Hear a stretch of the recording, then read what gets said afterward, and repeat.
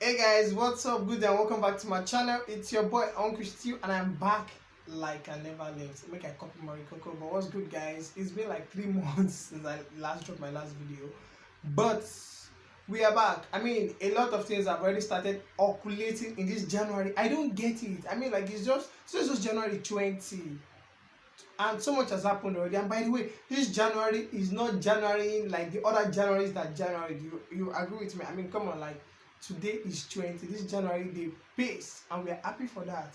Meanwhile, Valentine is coming. Or are you planning to give your partner? Well, that's also not what I'm here for today because things have happened. Now, I'm not exactly going to be giving full gist today. I mean, because you guys probably already know them already.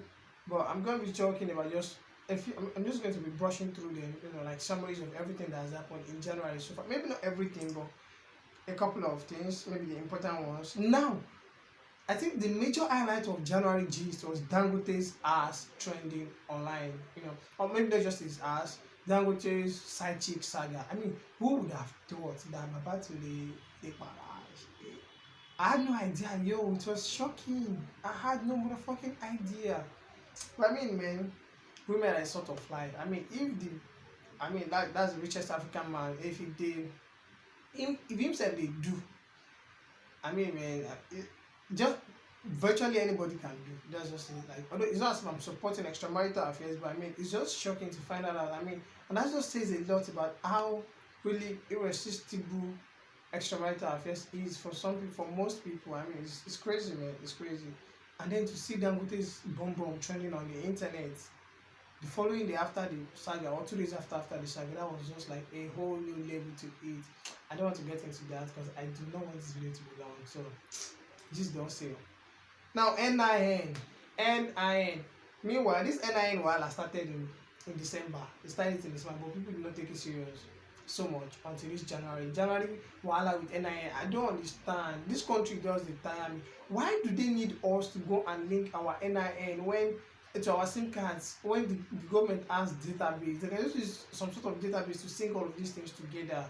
If they want people that don't have NIN to go and have NIN, okay, simply just find some other means. Maybe somewhere they easily want to access every day, somewhere they frequent every day, maybe it's your bank or something. If you don't have NIN, go and get your NIN. There was a way they got everybody to do BVN. It wasn't this stressful, it's not this insane. The most annoying part of all of this is that, okay, now people that already even have their NIN already, say now you now want to, for example, me now, I lost some of my SIM cards and I'm trying to retrieve them so that I can link my NIN to my SIMs that have gotten lost. They say network is bad. It's just annoying. I'm sure network, I feel like they are doing it intentionally so that people cannot go and register new SIMs and people cannot retrieve old lines. I just feel like it is intentional. I don't know. But this country, all of us already know that we're inside cruise already. It's only God that can save us. Now, Bobrisky. Whatever Bobrisky took on the eve of January 1, like on the eve of New Year, I want some of it because Bobrisky just came at us this year with like, yeah, I'm here for all of y'all. Y'all don't know what's about to hit you. Bobrisky is just out here giving advices on how ladies are gonna make it this 2021. That good girl no dey pay, good girl no dey pay. So she's agreeing that she's a bad girl and she has cashed out on being a bad girl. And more girls should come and be bad girls or bad girl apprentices, bad girl proteges, that bad girl pays. I mean, if African mothers catch Bobrisky with all this advice that you are peddling around, good girls should come and join bad girl gang. If African mothers catch, if they catch you in redeem mothers, I be said there, they will flog the nonsense out of Bobrisky's body. But that's not what we are here. We are just system. Now, James Brown, why did I put these two together, Bobrisky and James Brown? They're family members.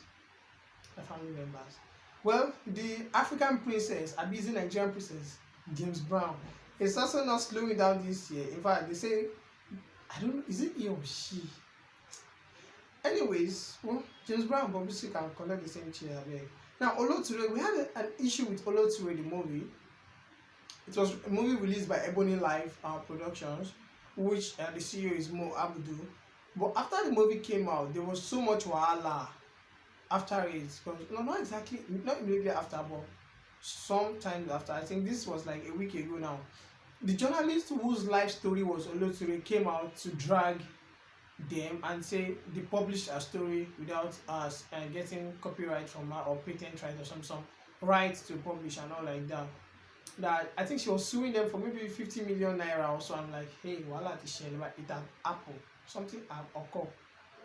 So Mo Abdul came out to come and explain and Shalai that yo, all up, chill out. No. Ain't nobody can pay no nonsense fine, no nonsense lawsuit shit. We did not post without your rights. Hold on a second there. Now she went, oh god, Mo Abdul they speak a lot about people get eloquence in speaking. Anyways, she went on to say that the journalist did a piece for a current worker as of then, which was Premium Times, I think. Premium Times. So the way the story went, the way everything went that time, the copyright of the story belonged to Premium Times, and of which they got adequate permissions from Premium Times to publish the story, to do the story into a movie.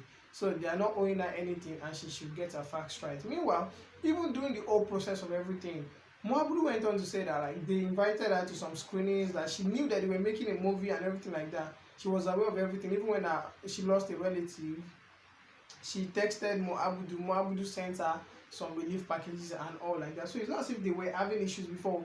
But apparently, after the movie came out, which she knew it was coming out as well, the movie came out and then she saw that it was a huge success. And so she got started to feel like, maybe they're supposed to give her more money or anything like that. The entitlement and all of that. That's why she lashed out. And I can imagine the pain because she went through a lot in real life and in the movie. If it was her in the movie, like she said, the story is a real life story. She actually went through a lot. She was raped.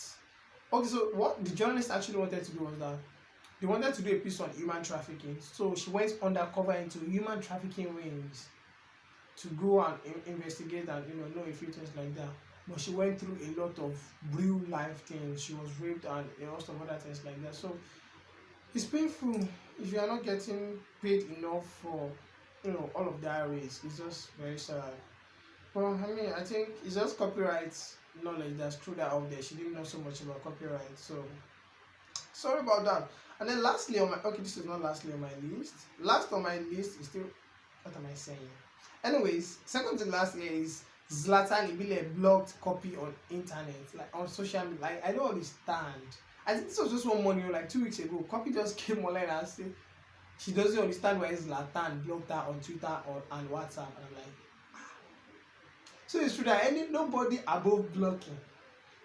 You do rather we block you. You go to Mexico, you eat gelato alone, you not cause Zlatan on time, blocking. You you shit, you not cause Zlatan, it block you. Anybody move mad anyhow, it block you. Nobody above blocking. So meanwhile, if copy can be blocked, you that are watching this YouTube video and you've not subscribed to my YouTube channel, you want to block it, I will ignore you.